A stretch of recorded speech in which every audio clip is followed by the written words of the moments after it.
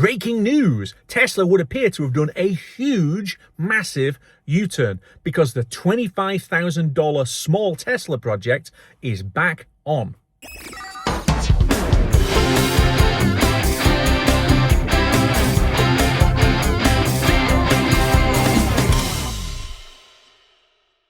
Hello again, YouTube, and welcome back to Just Get a Tesla. And today I'm sheltering inside my Model Y away from the cold and the damp, but I'm not cold because there is red hot breaking news all over the internet about this new Tesla project. And yes, I know it's the internet and you can't always believe what you read, but I'm reading it on X, so it must be true. So here's where we're at. Back in 2020, Elon Musk told the world at Tesla's Battery Day event that they were going to build a smaller car. At that time, you had the Model 3 with the Model Y definitely in the works, and you obviously had the Model S and the Model X. So they were downscaling because they started off with the S and the X platform, and they'd launched the 3 and the Y was going to come out. And they talked about this next generation platform with these new proprietary 4680 battery cells that Tesla were going to make themselves, and they were going to be able to make a really cheap bolted together platform, and that would be the heart of the next generation platform with the new small Tesla. And this project has had a variety of different names over the years, and I actually think that most of these are fan-made. They're not official. I'm sat in the Model Y Juniper, but as I understand it, Juniper was never actually used by Tesla as a project name. It's just something that was assigned to it. So the new small Tesla is allegedly Project Redwood. But the other thing that I've seen it referred to is NV91. Now, NV91 sounds a little bit Austin Rover, right? A little bit old school, you know, ADO 88 or something. That sounds like a car model project name. So let's go with NV91 for now. The point is, this was supposed to be a compact Tesla, okay? A hatchback Tesla, because one of the key complaints that you get from a lot of people about the Model 3 is that it isn't a hatchback, and in the small part of the market, you need a hatch. So this was going to be coming, built around the 4680 cells and coming out into the market in a really competitive price point of 25 grand. And then it all stopped. Because instead of this being what was being then dubbed the Model 2, right? Again, not real. I'm sure it's not real, but the Model 2 Project Redwood, call it what you want. This vehicle suddenly stopped being talked about, and instead Tesla pivoted onto the Cybercab. Now, if you were around and watching the internet, and if you're on my channel listening to me witter on about Tesla, you probably know a little bit about these things. Tesla do these big events once a year-ish. So the Battery Day in 2020 was them saying, hey, we're going to reclaim battery manufacture and do it ourselves with these 4680 cells.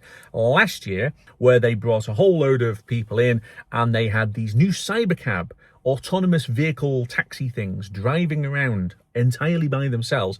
And they, of course, brought out the Optimus robot, although it was being, how can I put this, remotely controlled by a bloke. So the robot wasn't actually a robot, it was just a metal puppet. But okay, we get the idea. We're going to go to this autonomous future. And the Cybercab is built on this next generation platform with the 4680 cells, and suddenly that was what they meant by the new small affordable Tesla. No, it's only got 2 doors. It doesn't have any driver controls at all. It is not a practical vehicle to sell in the market. So it can't possibly be that. But they carried on for a while, and then suddenly, oh no, there is breaking news, because there's all these spy photographs of these disguised vehicles with front and rear coverings and whatever. Is this the new smaller car? People started asking. No.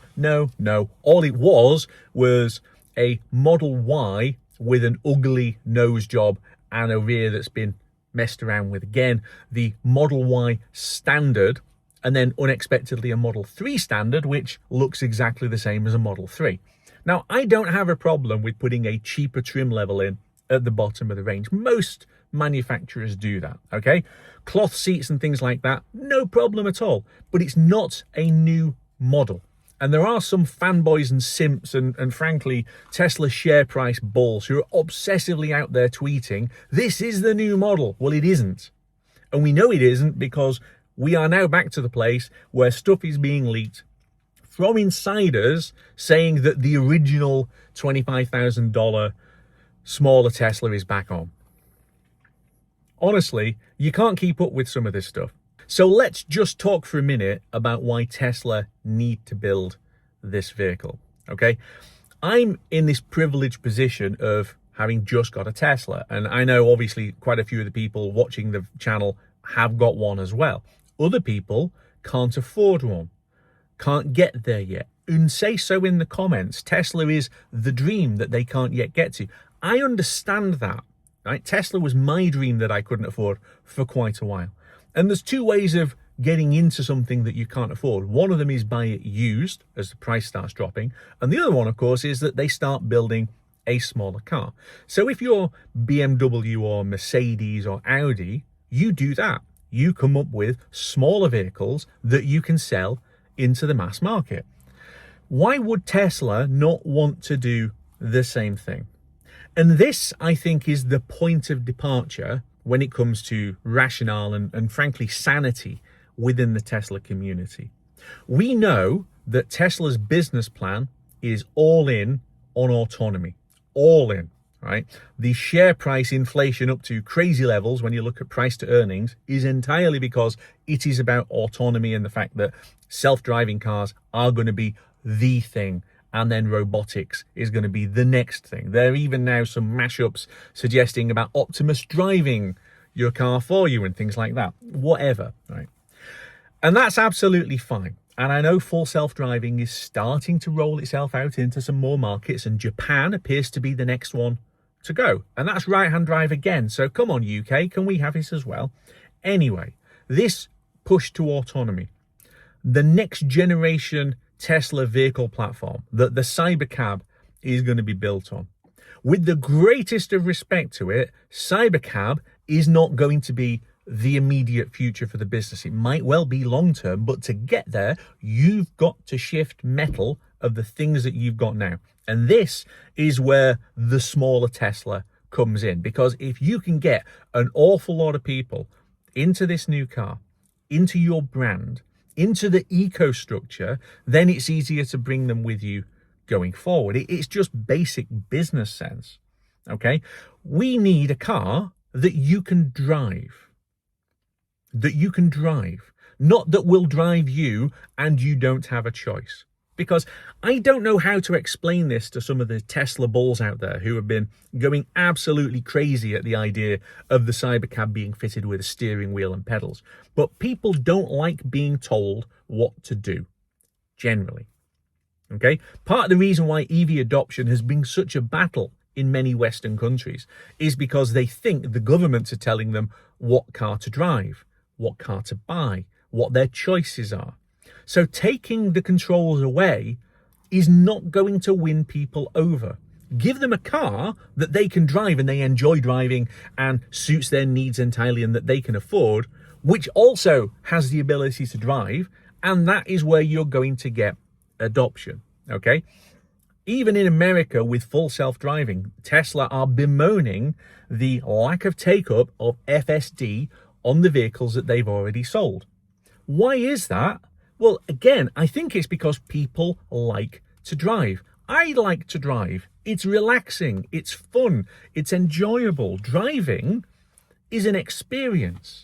And the thing is, think about what this new vehicle could look like, because how can I put this?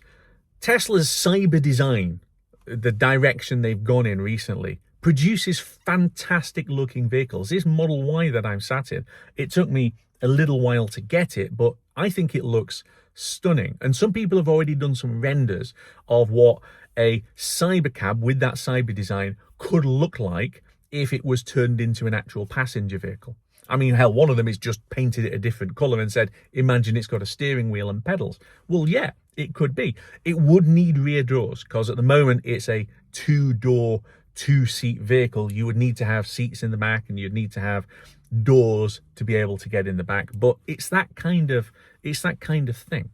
Do you want to buy a 30 grand Tesla hatchback? And I'm now saying 30 rather than 25 because there's probably a bit of currency conversion involved and a bit of inflation, whatever, right? 30 grand hatchback Tesla, say Golf sized, something like that. Do you want to buy it? Let me know in the comments, because I'll tell you something, I'm going to be in the market for a second EV in the fairly near future and I want to buy it. So Tesla, U-turns are really good when you've gone wrong, right? So yay, you've decided to build the car. Let's see it. Supposedly we're going to get the thing out in September, October of 2026. So the internal rumors have it. Let's watch this space. We will know fairly quickly if it is actually happening, because Tesla are really quick at rolling out mules and clones and test vehicles and so on. And I'm sure there will be spy shots. So let's keep an eye out for them. Let me know in the comments, what do you think? And I will see you back here very soon on Just Get a Tesla.